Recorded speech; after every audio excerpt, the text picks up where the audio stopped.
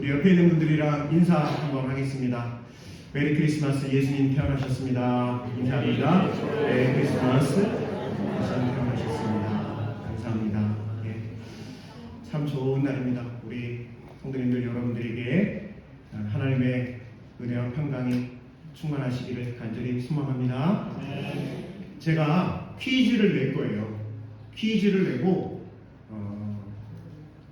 우리 김현수 목사님이 그 답을 제가 보여주세요. 그러면 딱 보여주실 건데 한번 맞춰보세요. 나는 참 뭐뭐해. 두 자입니다. 나는 참 뭐뭐해 라는 건데 국어사전에 보면요, 생활에서 삶을 살아가면서 충분한 만족과 기쁨을 느끼어 흐뭇한 상태를 나는 뭐뭐해 라고 이야기를 하고요, 또는 그러한 상황을 나는 뭐뭐해 라고 하는데 혹시 뭐 같으세요? 오, 한번 정답을 한번 보도록 하겠습니다. 정답이 나온 것 같아요. 한번 보여주세요. 네, 이게 뭘까요? 어우, 한문도 잘하시네요. 행복이라고 하는 뜻입니다. 생활에서 충분한 만족과 기쁨을 느끼어 흐뭇함 또는 그러한 상태를 나타내는 말입니다. 이 행이라고 하는 말이 다행하다, 다행스럽다라고 했을 때 이 행자고요. 복자는 뭐 잘 알고 계십니까? 복자로 해서 행복이라고 표현을 합니다. 아마 이 세상을 살아가는 사람들 모두가 뭐 하기를 바라며 살아가고 있다고요? 그럼요. 아이고, 나는 행복 싫고요, 나는 불행하기를, 나는 모든 일에 다 잘 안 되고 그냥 짜증나고 이러면서 살아가는 사람은 없습니다. 다 행복하기를 바라고 있는 것이죠. 그런 면에서 오늘 성탄 예배에 나오신 우리 성도님들 여러분들 평생의 삶이 주님 안에서 행복한 삶 되시기를 주님의 이름으로 축복합니다. 아멘. 역시 이렇게 많으니까 아주 아멘 소리 크네요. 네. 그런데 여러분, 이 행복하기를 원하는 것은 일반 사람들만 그런 게 아니고요, 철학자들도 행복에 대해서 참 많이 고민을 한 것을 볼 수가 있어요. 아주 유명한 철학자들 중에서도 철학자라고 할 수 있는 사람이 누구냐면 아리스토텔레스라고 하는 사람이 있는데, 이 사람이 쓴 니코마코스 윤리학이라는 책이 있습니다. 여기에서 보면 이 아리스토텔레스가 뭐라고 그랬냐면 인생의 목적은 행복이다, 이렇게 이야기를 했어요. 인생의 목적이 뭐라고요? 행복이다 라고 하면서 이 행복이라고 하는 게 이제 에우다이모니아라고 하는 헬라말로 이렇게 기록을 해놨는데, 이 행복을 뭐라고 했냐면 다른 말로 잘 사는 거, 이게 행복이라는 거예요. 그러면서 또 뭐라고 그러냐면 잘 행동하는 거, 이게 행복이라고 그렇게 정의를 내리고 있는 것을 볼 수가 있습니다. 그러면 일반 사람들, 철학자들, 아리스토텔레스 이런 사람들만 그랬을까요? 행복에 대해서 이야기를 했을까요? 아니요. 우리 예수님도 행복에 대해서 아주 중요하게 인식하셨고 말씀하셨어요. 그래서 마태복음 5장 3절에서 12절에 보면 예수님께서요, 산상보훈에서 첫 번째로 이야기를 하신 것이 8가지 복에 대해서 말씀을 하고 계신 것을 볼 수가 있습니다. 그래서 예수님께서요, 뭐뭐 한 자는 복이 있다, 뭐뭐 한 자는 복이 있다, 이렇게 8가지의 복을 예수님이 말씀하고 계셔요. 오늘 성탄절인데 성경에서 말하는 우리 하나님께서 말씀하시는 행복에 대해서 한번 말씀을 나누는 시간을 가지려고 합니다. 여러분들에게 나눠드린 오늘 순서지 뒷면을 보시면, 뒷면을 한번 보실까요? 뒷면에 보시면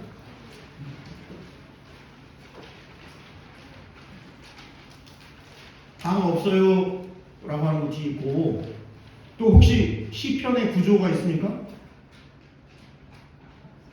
시편의 구조 없어요? 없어요. 네. 그러면 여기를 보세요. 여기를 보시면 시편의 구조, 시편이 150편으로 되어 있는데, 그런데 시편이 5권으로 구성이 되어 있어요. 그래서 시편이 1권부터 몇 권까지 있다고요? 5권까지 있어요. 150장까지 있고 1권, 2권, 3권, 4권, 5권으로 되어 있는데 1권은 시편 1편부터 41편까지, 그리고 2권은 시편 42편부터 시편 72편까지. 그리고 3권은 시편 73편부터 89편까지. 그리고 89편 맨 마지막 절 마지막 부분에 아멘 아멘 이렇게 표현이 되어 있어요. 그리고 4권은 90편부터 106편까지. 마지막 5권은 107편부터 150편까지. 그리고 150편 마지막에는 한번 따라해 주세요. 할렐루야. 예, 이렇게 마치고 있어요. 시편의 1권에 해당하는 게 1편부터 1, 2, 3, 4, 5, 6, 7, 8, 9, 10 쭉 해가지고 41편까지가 시편의 1권에 해당하는데요.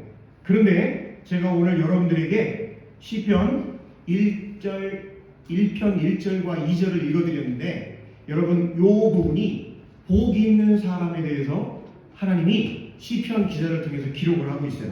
우리 한번 복 있는 사람이 어떤 사람인지 다시 한번 읽어볼 텐데 1, 2, 3절까지 읽어볼 거예요. 같이 읽어봅니다. 자, 시작. 복 있는 사람은 악인들의 꾀를 따르지 아니하며 죄인들의 길에 서지 아니하며 오만한 자들의 자리에 앉지 아니하고 오직 여호와의 율법을 즐거워하여 그의 율법을 주야로 묵상하는도다. 그는 시냇가에 심은 나무가 철을 따라 열매를 맺으며 그 잎사귀가 마르지 아니함 같으니 그가 하는 모든 일이 다 형통하리로다. 이렇게 되어 있어요. 여러분 이 시편 1편의 요 앞부분까지를 잘 읽어보면 복 있는 사람은 하나님과의 1대1 관계를 잘 하면 그 사람이 행복한 사람인 것으로 그렇게 보여요. 그렇잖아요? 보시면 복 있는 사람은 악인들의 꾀를 따르지 아니하며 죄인들의 길에 서지 아니하며 오만한 자들의 자리에 앉지 아니하고 오직 여호와의 율법을 즐거워하여 그의 율법을 주야로 묵상하는도다. 그는 시냇가에 심은 나무가 철을 따라 열매를 맺으며 그 잎사귀가 마르지 아니함 같으니 그가 하는 모든 일이 다 어떻게 된다고요? 형통하리로다. 이렇게 되고 있어요. 기독교인들 중에서도요 신앙생활 잘하면, 그러니까 예를 들면 예배 안 빠지고 예배 잘하면, 기도 열심히 하면, 헌금 열심히 하면 그 사람은 아주 믿음 좋고 행복한 사람이다. 이렇게 생각을 하고 그렇게 신앙생활 하는 분들이 많이 계세요. 하지만 이러한 생각은 즉 하나님과의 관계만 잘하면 그러면 행복하게 된다, 그러면 복된 사람이 된다 라고 생각하는 것은 사실은 성경에 있어서 반쪽만의 이해라고 하는 것입니다. 하나님과의 관계만 잘하면, 개인적인 경건 생활만 잘하면 정말 행복한 사람일까요? 만약 신구약 성경에서 행복한 사람, 복이 있는 사람이 하나님과의 관계만 잘하고 개인적인 경건 생활만 잘하는 사람이라고 말하는 데서 멈춘다면, 성경이 그런 성경이라고 한다면 예수님은 아리스토텔레스의 제자여야 하고요, 기독교는 다른 종교나 다른 것에서 중요한 것을 배워야 한다라는 것입니다. 하지만 여러분, 성경은 복 있는 사람에 대해, 행복한 사람에 대해서 하나님과의 관계만 잘하는, 개인적인 경건 생활만 잘하는 그것으로 행복한 사람이라 말하지를 않고 있다라고 하는 것입니다. 오늘 시편 1편 2절에 보면 오직 여호와의 율법을 즐거워하여 그의 율법을 주야로 뭐 한다고요? 묵상하는도다 라고 되어 있는데, 주님의 토라, 즉 하나님의 말씀 안에 자신의 기쁨이 있어서 밤낮으로 그분의 가르침을 읊조리는 것이 기본이라고 분명히 말씀하고 계시거든요. 여러분, 기본이 중요합니까? 중요하지 않습니까? 예, 기본이 얼마나 중요한데요. 운동선수들도요 제일 중요한 게 뭐라고 이야기할까요? 기본이 중요하다고 이야기를 합니다. 기본이 안 돼 있으면 아무리 좋은 기술을 연마하고 해도요 쓸모가 없다라고 하는 거예요. 그렇습니다. 즉 하나님의 말씀을 즐거워하여 하나님의 율법을 주야로 묵상하는 것, 이것이 신앙의 기본이라는 거예요. 이 기본이 지켜진 후에, 이 기본이 잘 다져진 이후에 그 다음 단계로 나아가야 하는데, 여러분 보세요. 제가 시편 150편이 몇 권으로 되어 있다고 말씀드렸죠? 5권이라고 되어 있다고 말씀드렸고, 1권이 시편 1편부터 몇 편까지가 1권이라고 했죠? 41편까지가 1권이라고 말씀을 드렸어요. 그러니까 1편부터 41편 전체가 시편 1권에 해당하는데, 시편 1편과 시편 41편이 앞뒤로 시편 2편부터 40편까지를 이렇게 둥그렇게 포함하고 있다라고 생각을 해보시면, 앞에 맨 처음에 나와 있는 시편 1편과 맨 마지막에 나와 있는 시편 41편이 마치 처음 1편이 시작이라고 한다면 41편이 결론 부분에 해당을 한다라고 하는 것을 알 수가 있어요. 자, 그런 측면에서 우리 41편 1절을 한번 찾아서 같이 읽어보도록 하겠습니다. 41편 1절을 한번 읽어볼 거예요. 41편 1절 말씀 같이 읽어봅니다. 자, 시작. 가난한 자를 보살피는 자에게 복이 있으며 재앙의 날에 여호와께서 그를 건지시리로다. 이렇게 되어 있어요. 여러분, 요 시편 41편 1절의 말씀을 제가 히브리어 성경 그대로 여러분들께 우리말로 번역을 해서 말씀을 드릴게요. 복이 있도다. 가난하고 힘없는 사람을 이해하는 자여, 재난의 날에 여호와께서 그를 재난에서 피하게 해 주신다. 이렇게 되어 있습니다. 제가 시편 1편 1절을 가장 최근에 번역된 새한글 성경으로 여러분들께 한번 읽어드릴 테니까 잘 들어보세요. 시편 1편 1절입니다. 복 있습니다. 그릇된 사람들의 의논 따라 걷지 않는 사람은, 죄 짓는 사람들의 길에 서지 않고 비웃는 사람들의 자리에 앉지 않습니다. 한번 따라해 주세요. 복이 있습니다. 복 있는 자요. 이 말이 제일 처음에 나오고 있어요. 시편 1편 1절에 제일 처음에 나와 있어요. 그리고 시편 41편 1절도 이 새 번역 성경으로 여러분께 읽어드릴게요. 복 있습니다. 기댈 곳 없는 사람에게 마음 쓰는 사람은 재난의 날에 여호와가 그를 건져내 주십니다. 한번 따라해 주실까요? 복 있습니다. 복 있는 자요.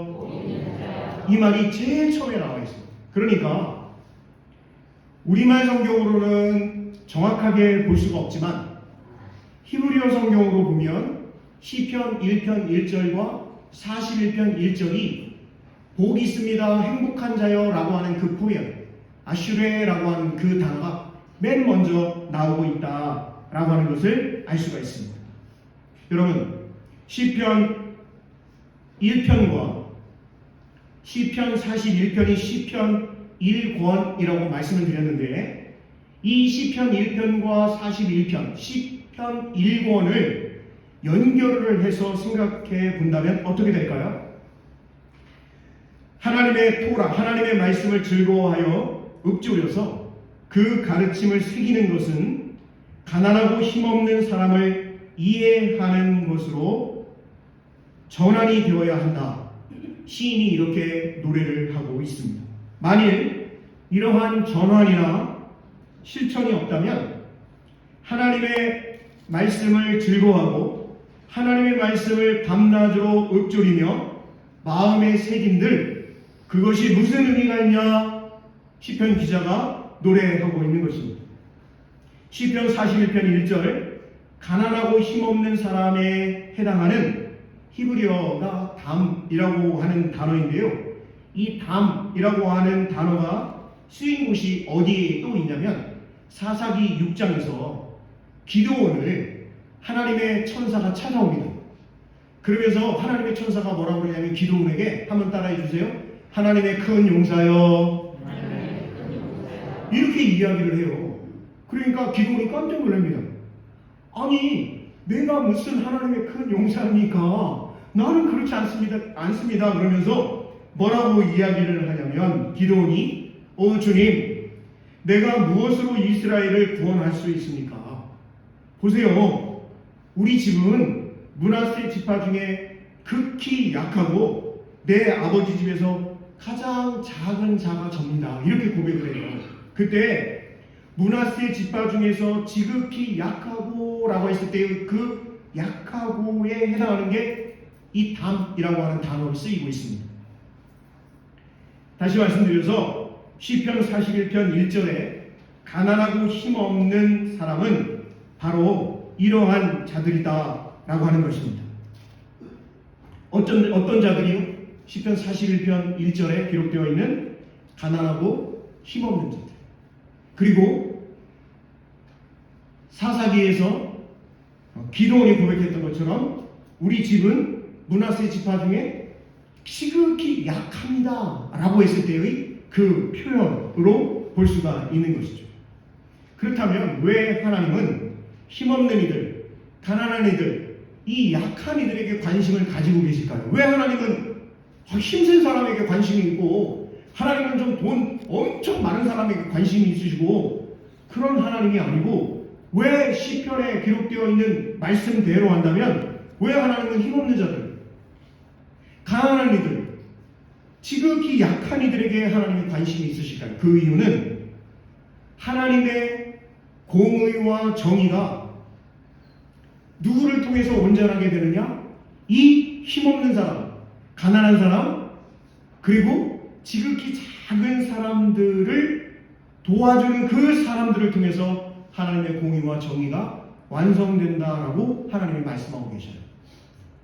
좀 몇 주가 됐는데 이사야서 5장의 포도원의 노래를 여러분들과 주일날 묵상을 할 때 그때 하나님께서 뭐라고 말씀하시냐면 이사야서 1장, 2장, 3장, 4장, 5장 어제 이제 우리가 6장을 살펴봤는데요. 그 1장에서 5장의 내용이 뭐냐면 하나님의 공의와 정의는 남유다 백성들이 하나님을 예배하는 일에 있어서 기도하는 일에 있어서 하나님 앞에 헌금하는 일에 있어서 엄청나게 열심을 품었거든요. 근데 하나님께서 뭐라고 그러셔요? 야, 너네 나한테 예배하지 마. 내 성전 마당만 밟고 왔다 갔다 할 뿐이야. 너네들 나한테 기도하지 마. 너희들의 손에 뭐가 가득하다고 하나님 말씀하시죠? 피가 가득하다고 말씀하셔요. 그러면서 너희들이 드리는 그 제물, 그 송아지, 아주 그냥 냄새도 싫어. 하나님 이렇게 말씀하셔요. 그러면서 하나님 뭐라고 하시냐면 그게 하나님의 공의와 정의가 아니라 가난한 자들, 고아, 과부, 낳은 애들을 잘 살피는 것이 그것이 하나님의 공의와 정의를 이루는 일이라라고 말씀을 하고 계시다라고 하는 것입니다. 사랑하는 성도 여러분, 시편 1편 1절과 시편 41편 1절에서 복 있는 자여, 행복한 자여에 대해서 말씀을 하고 있는데 시편 1편에 있는 말씀을 행복한 자는 어떤 사람을 행복한 사람이라고 하냐면 하나님의 말씀을 주야로 묵상하는 그 사람을 행복한 자라고 해요. 그것이 기본이 되어야 하고 시편 1권의 마지막인 시편 41편 1절에서 똑같이 행복한 자요, 복 있는 사람이요, 어떤 사람이 그런 사람이라고요? 가난한 자, 힘없는 자, 약한 자를 보살피는, 이해하는 그러한 사람이 복이 있다는 거예요. 그러면서 그 사람에게 하나님께서 어떻게 해주시냐면 그 사람이 재앙을 만났을 때, 그 사람이 어려움을 만났을 때 하나님이 그 사람을 그 재앙에서, 그 환난에서, 그 어려움에서 건져주실 것이다, 구원해 주실 것이다, 이렇게 약속을 하고 있는 것을 볼 수가 있습니다. 사랑하는 성도 여러분, 복이 있도다 이해하는 사람이요, 누구를요? 가난한 사람, 힘없는 사람, 약한 사람을 이해하고 보살피는 그 사람. 여기에서 이해하다, 이 보살피다 라고 하는 단어가 마스길이라고 하는 단어로 사용되고 있어요. 시편에 보면 누구누구에게 마침 마스길이라고 하는 그런 단어가 굉장히 많이 나오는데, 이 마스길이라고 하는 단어가 원래의 의미가 뭐냐면 이해하다, 관심을 가지다, 주의를 기울이다, 누구누구에게 눈을 고정시키다, 통찰력을 가지고 있다. 이러한 뜻을 가지고 있는 말이에요. 다시 시편 41편의 말씀대로 여러분들께 다시 말씀을 드린다면, 복 있는 사람이여, 행복한 사람이여, 가난한 자를 이해하고 관심을 가지고 주의를 기울이고 그들에게 눈을 고정시키고 통찰력을 가지고 있는 그 사람이 행복하고 복 있는 사람이고, 그 사람에게 재앙의 날에 여호와께서 그 사람을 건져 주실 것입니다 라고 하는 말씀으로 우리가 해석을 할 수 있다라고 하는 것입니다. 여기에서의 보살핀다, 이해하다라고 하는 것은 단순히 가난한 사람, 힘없는 사람, 연약한 사람의 형편이나 사정을 이해한다는 것을 넘어서 그 사람의 형편이나 상황에 대해 주의 깊게 듣고 관심을 가지고 늘 그 사람에게 시선을 고정시킨다라고 하는 뜻을 가지고 있습니다. 자신의 능력 안에서 도움이 필요하면 도움을 주고, 도와줄 수 있는 사람을 찾아서 힘을 보탤 자세가 되어 있는 사람을 한번 따라해 주세요. 복 있는 사람, 행복한 사람이라고 표현을 하고 있습니다. 우리 교회에서 선교사님들 몇 분을 이렇게 도와드리고 있어요. 정말 작은 돈으로 선교사님들을 이렇게 돕고 있어서 사실 선교사님들을 돕는다라고 얘기하는 자체가 민망스러울 정도로 그렇게 작은 비용을 선교사님들을 후원을 하고 있습니다. 바라기는 좀 우리 교회가 다른 건 모르겠는데 재정적으로 조금 더 여유가 되면 선교사님들을 돕는 그런 일들을 좀 잘 할 수 있는 교회가 되었으면 좋겠어요. 제가 어제도 우리 한 청년하고 이야기를 하면서 그 청년에게 뭐라고 그랬냐면, 야 안우야, 너도 이 커피숍 이 정도 되는 거 한번 운영을 하면 좋지 않을까? 그랬더니 목사님 그렇게 해보고 싶어요 그러더라고요. 그래서 제가 뭐라고 그랬냐면, 또 꼭 하나님 앞에 기도하면서 하나님 카페를 이렇게 운영을 잘 하면서 선교사님들을 돕는 그런 카페를 할 수 있게 좀 해주세요. 그렇게 한번 기도하면 어떻겠냐 그랬더니 알았다고 하더라고요. 아멘도 안 하시네. 기분 나쁘신가요? 온두라스라고 하는 중남미입니다. 중남미. 거기에서 선교사님으로 지금 열심히 활동하고 계시는 여인걸 선교사님이 계시는데 아시죠? 여인걸 선교사님. 그래서 여인걸 선교사님이 남자인데도요, 여목사님이에요. 그래서 항상 여자입니다. 남자인데도 여목사님이에요. 웃자고 하는 얘기도 웃지도 않으시고. 그런데 이 선교사님이 이제 호산나 학교를 이렇게 운영을 하면서 거기에 이제 가난한 아이들이 너무 많으니까, 그래서 아이들이 제대로 교육을 받지 못하는데 그 아이들에게 이제 영어도 가르치고 학교 공부도 가르치고 이렇게 하는 호산나 학교를 지금 운영을 하시는데 여러 가지로 어려움이 많죠. 코로나 때문에도 어렵고 재정적으로도 어렵기 때문에 선생님들 봉급도 잘 못 주고 막 그런 상황이에요. 그런데 또 어떤 어려움이 있냐면, 이 이제 차량을 운행을 해야 되는데 차량 이제 45인승이에요. 근데 이제 이게 오래됐고 맨날 고장이 나는 거예요. 뭐 하면 고장나고 뭐 하면 고장나고. 근데 고장이 나면 또 부품을 제대로 뭐 이렇게 할 수가 없고, 우리처럼 뭐 금방 카센터에 가서 뚝딱딱 고치고 그런 게 안 되니까 맨날 이것 때문에 고생을 하더라고요. 제가 그래서 얼마 전에 이제 기도를 하다가, 제가 뭐 돈이 많은 사람이 아니잖아요. 그리고 뭐 제가 뭐 지금 당장 도와주겠다 그런 얘기도 아니고, 제가 이 일을 위해서 기도하겠다 그랬어요. 선교사님한테. 그래서 물어봤어요. 제가, 아이고 여목사님, 여선교사님, 절대 뭐 내가 지금 당장 하겠다는 얘기 아니에요. 근데 그 차가 얼마쯤이요? 그때 뭐라고 하냐면 15,000불을 한대요. 그래서 내가 뭐라 그랬냐면, 아니 그러지 말고 한국 돈으로 얘기해라. 내가 뭐 15,000불이면 내가 뭐 얼마인지를 내가 어떻게 아냐. 응? 온두라스가 뭐 온두라스 돈을 쓰는지, 뭐 미국 달러를 쓰는지, 중국 위안화를 쓰는지 내가 어떻게 알아. 15,000불이 한국 돈으로 얼마냐 그랬더니, 목사님 US 달러, 미국 달러를 쓰는데 한 2천만 원 정도 합니다. 그러더라고요.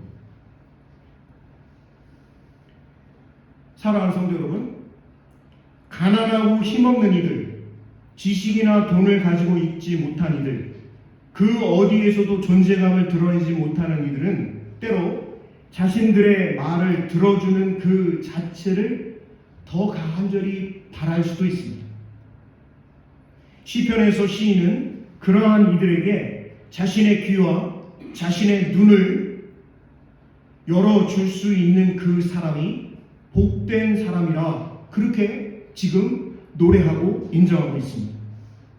주님의 가르침, 하나님의 말씀을 좋아해서 밤낮으로 읊조리는 것은 바로 이와 같은 사람들에게 귀와 눈과 마음을 열기 위한 노래라고 지금 시인이 노래하고 있죠. 아기 예수님은 초라한 모습으로 이 땅에 오셨습니다. 세상의 어떤 임금보다 높으시고 어떤 지도자보다 힘이 있는 그런 분이셨지만 가장 낮은 모습으로 이 땅에 오신 분이 바로 예수님이십니다. 하나님의 아들이십니다.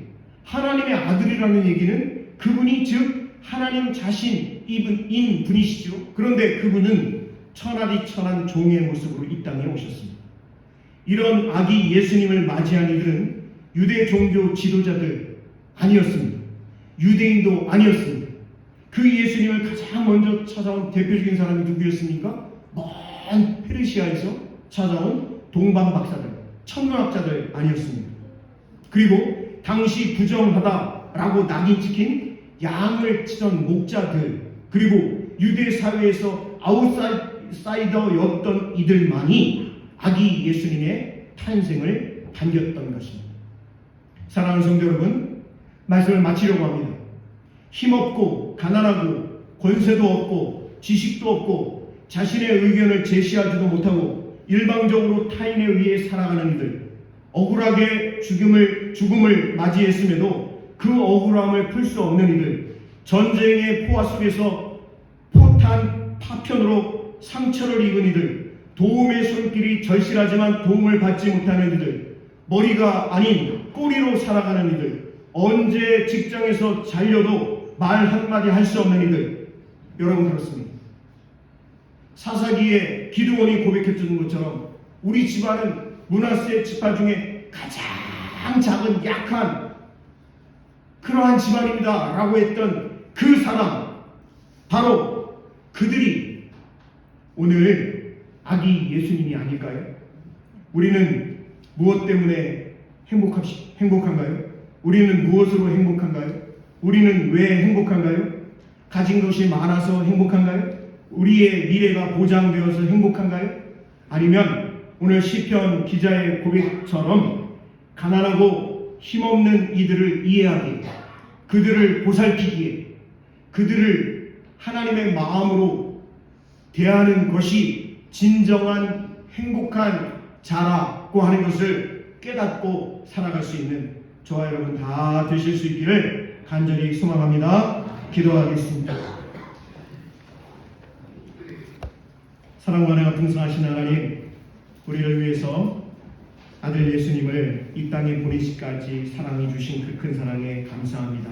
예수님이 탄생하신 이 귀한 성탄절 예배를 통해 하나님 앞에 영광 올려드립니다. 뿐만 아니라 시편 1편과 41편에서 행복한 자가 어떠한 사람인지 하나님의 말씀을 주야로 묵상하는 그 사람이 행복한 사람인데, 그게 기본이고 시편 41편 1절에서 말씀하신 힘없고 가난한 자들, 억누르는 이들, 그들을 이해하고 그들을 보살피는 사람이 진정으로 행복한 사람임을 마음속 깊이 새길 수 있는 우리 모두 되게 하여 주시옵소서. 예수님 귀하신 이름으로 감사하며 기도드립니다.